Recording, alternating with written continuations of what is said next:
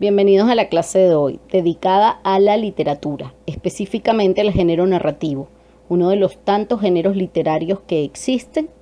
Vamos a estudiar su concepto, características generales, elementos importantes de este género narrativo, recursos literarios que son los que utiliza un escritor para plasmar su historia y que fueron utilizados en su momento por grandes escritores como los que vemos aquí en la imagen. Por supuesto hay muchos otros, para poder escribir sus obras.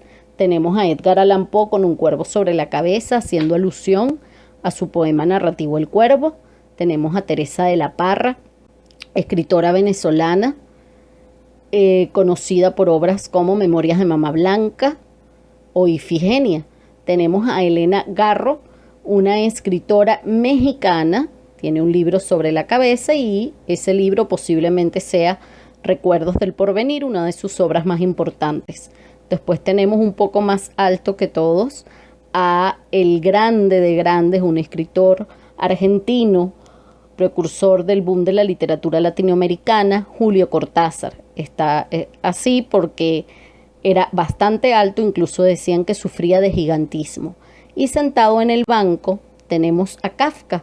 Si nos damos cuenta, de la cintura hacia abajo tiene algunas, sí, partes de insecto, incluso patas de insecto, haciendo alusión al protagonista de una de sus grandes obras, La Metamorfosis, a Gregorio Samsa, quien una mañana despertó convertido en algo que no sabía que era, una especie de insecto. Sobre todos estos autores y otros, por supuesto, hablaremos en su debido momento. Entonces vamos a comenzar con el tema del género narrativo.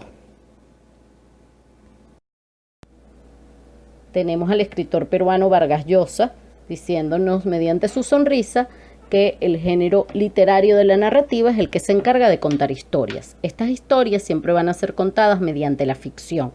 ¿Qué quiere decir eso? Que aun cuando yo cuente algo real, yo estoy inventando. A eso se refiere la ficción.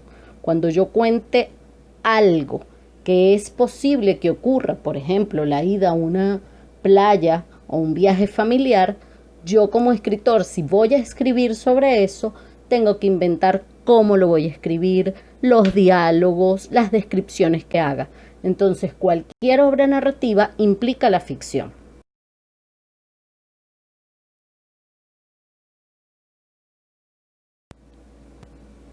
Tenemos a la escritora Isabel Allende tratando de atrapar narraciones, descripciones, diálogos, monólogos para escribir alguna de sus historias, como por ejemplo La Casa de los Espíritus. Estos elementos forman parte del nivel del discurso. El nivel del discurso hace referencia en la narrativa a los elementos, al material con el que yo voy a construir una historia. Este material, por supuesto, es un material abstracto, un material hecho por palabras, pero que hay una abstracción allí. No tiene nada que ver con el contenido, sino con la forma. ¿Qué forma le vamos a dar a nuestra historia? Y cómo queremos que esta historia sea contada. Si queremos que tenga mucha narración, es decir, contar las acciones que hacen los personajes, si queremos ser más descriptivos, dando detalles sobre las características de los personajes y del espacio o lugares en los que se desenvuelven, creando diálogos entre estos personajes o incluso monólogos cuando algún personaje está pensando en solitario y nosotros vemos en las páginas, leemos eso que está pensando, que sería un monólogo. Por supuesto que en una novela o en un cuento pueden haber varias. En algunos casos predomina una más que otra. Eso va a depender del tipo de escritor, eso va a depender del estilo de escritura y va a depender de la novela o el cuento que leamos. Cuando Julio Verne le dio la vuelta al mundo en 80 días, tuvo que utilizar contenidos literarios. Dentro de sus obras se contiene una historia que se va a contar, pero una historia desde el punto de vista creativo, desde la creatividad de Julio Verne. Esa misma historia, desde la creatividad de otro autor, sería completamente distinta. Quiere decir que los temas en la literatura pueden repetirse. El amor, la muerte, la traición, los celos, la familia, pero cada obra, aunque tenga un tema en común, va a ser distinta por la creatividad que le dio el escritor para hacer el contenido de esa obra. En la obra narrativa existen otros contenidos literarios, por ejemplo los afectivos. Es cuando un autor o autora, por ejemplo Louisa May Alcott, autora de Mujercitas, a través de sus palabras va a plasmar y va a expresar los sentimientos y aquellas emociones sentidas por sus personajes de acuerdo a las situaciones que nos sean narradas allí. Y tenemos también acá a un Gallegos, autor venezolano bastante serio, seguramente pensando sobre todas esas ideas de la Venezuela en la que escribió. Van a investigar en qué época escribió este autor y cómo era esa Venezuela. Y esas opiniones, esas ideas, esos puntos de vista que tenía sobre la Venezuela actual fueron puestos en la voz de uno de sus personajes más conocidos, como es Santos Luzardo, en la obra Doña Bárbara. Tenemos aquí muy simpático al autor español Carlos Ruiz Zafón, que con su Juego de Ángel, así como todos los escritores de prestigio, puso dentro de su obra, o dentro de su obra están contenidos sensoriales, contenidos que vamos nosotros en la vida real, los captamos a través de los sentidos, de nuestros 5 sentidos. Recuerden que la literatura es una recreación de la realidad. Entonces, a través de palabras, me van a hacer recrear esa realidad, el olor de algo, el sonido, el tamaño de las cosas. A eso se refieren los contenidos sensoriales. Y estos contenidos sensoriales están expresados mediante imágenes sensoriales que vamos a ver a continuación. Uno de nuestros sentidos es la vista. Por lo tanto, existen las imágenes sensoriales, visuales, y a su vez estas se clasifican por todas aquellas cosas que podemos captar a través de este sentido. Y van a ser expresadas a través de las palabras que plasmen los escritores en sus obras, como por ejemplo los tamaños. Aquí tenemos a Alejo Carpentier buscando sus pasos perdidos, un autor cubano, lo vemos en distintos tamaños, desde el más grande hasta el más pequeño, y tenemos la imagen visual cinética, que son aquellas en donde vamos a expresar movimiento. Cine significa movimiento, y tenemos aquí a Miguel de Cervantes seguramente tratando de buscar y moviéndose para encontrar a Don Quijote y a Sancho Panza, o quizás tratar de salvarlo de los molinos de viento y las aspas con sus círculos envolventes. Ahí habría una imagen visual cinética. Me está hablando de algo que se mueve. Y lleno de colores vemos al Gabo, a Gabriel García Márquez, autor de 100 años de soledad, para simbolizar o explicarles lo que son las imágenes visual cromática. Expresan colores de la realidad que nos rodea. Esto con palabras en las historias que estemos leyendo. Y tenemos al español Valle Inclán, pudiéramos decir barba puntiaguda. Ahí estamos expresando con palabras una forma. Esa sería la imagen visual de forma.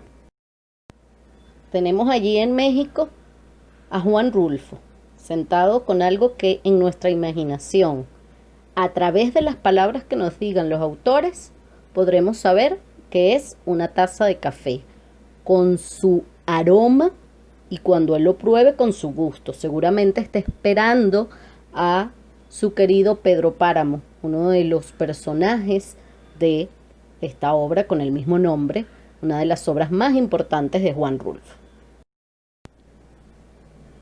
Mary Shelley le da voz a Víctor Frankenstein, un científico que va a crear un monstruo, y cuando lo crea a través de restos mortales. Y Mary Shelley con sus palabras nos expresa cómo al tacto de este científico se sentían esos restos. Y también nos muestra cómo sentía dentro de su cabeza el martilleo de aquellos clavos que estaba colocándole a su criatura, que mal llamada Frankenstein, porque quien realmente es Frankenstein es el científico Víctor Frankenstein, que la autora Mary Shelley recrea en su obra. Las imágenes de las que hablábamos anteriormente pueden aparecer mezcladas, pueden aparecer juntas dentro de una obra. Puede haber una combinación entre una olfativa y una auditiva, entre una visual cromática y una visual de forma. De las páginas del famoso Don Quijote de la Mancha, escrito por Miguel de Cervantes, salieron colores, los movimientos de las aspas del molino, el olor de los campos que recorrió Don Quijote junto a su escudero Sancho Panza, el ruido de cada una de las cosas que estaban a su alrededor. Eso es lo que llamamos sinestesia. Fíjense bien cómo se escribe, las dos veces con S. Y aún hay más de este tema, así como hay más escritores, además de los que nos acompañaron en la clase de hoy. Existen otros elementos que vamos a seguir revisando a través de una guía en archivo PDF. Las figuras literarias o recursos literarios que ya ustedes conocen, metáfora, símil, onomatopeya, sinécdoque. Los invito a revisar esta guía y posteriormente pues les voy a dar la explicación más detallada de esto, así como del tipo de narrador, el nivel de la historia, que no son ya los elementos abstractos o el material que utilizo para escribir la historia, sino el contenido en sí, cuál es el tema, qué es lo que motiva las acciones de esta historia, el tipo de personaje, el ámbito, el espacio, la atmósfera, el tiempo narrativo. Sobre el tiempo narrativo vamos a hacer un especial, una serie de podcasts que les he preparado con explicación sobre el tiempo lineal, el lineal inverso, el circular, el espiral, la técnica de las cajas chinas, que son elementos que vemos muy presentes en una de las novelas dispuestas a leer para este lapso, como es El Misterio de Navidad, y posteriormente ustedes van a hacer una evaluación sobre esto, pero más que una evaluación, véanlo como un regalo que ustedes le van a dar a los compañeros de sexto grado del colegio.